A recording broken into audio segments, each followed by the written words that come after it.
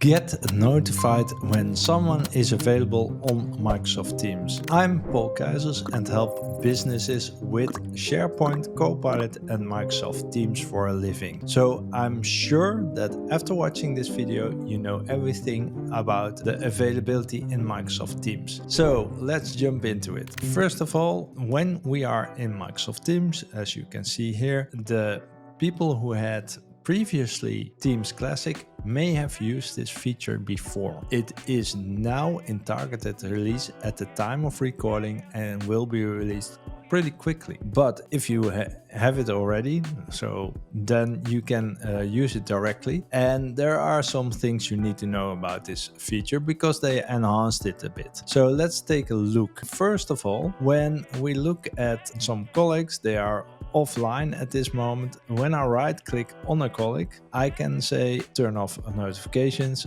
Normally when I say notify when available, I'm gonna click that. Now what happens is that if Debbie is going to change her status, and we are going to do that right now in this screen, I'm going to change it to available. We will see that Debbie is now available.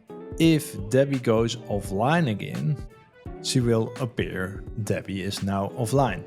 So this can be incredibly handy when someone is a lot in meetings and you want to see, okay, when is she available? When can I just walk up to them or send them a short message that they directly can answer, especially if you have someone who's very busy. Now, this is something that you need to know because it only works for internal employees. So if I click here on Paul, who is external, you will see that Paul, if I right click, you don't have the option to get notified when available. So now we have Debbie, of course, where we can also turn it off, but we can also do it in another way. By the way, if you like this video, don't forget to like and subscribe to my channel. It would be, for me, very important.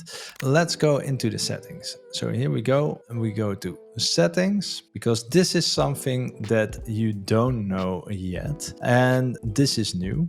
So here we can go to notifications and activity.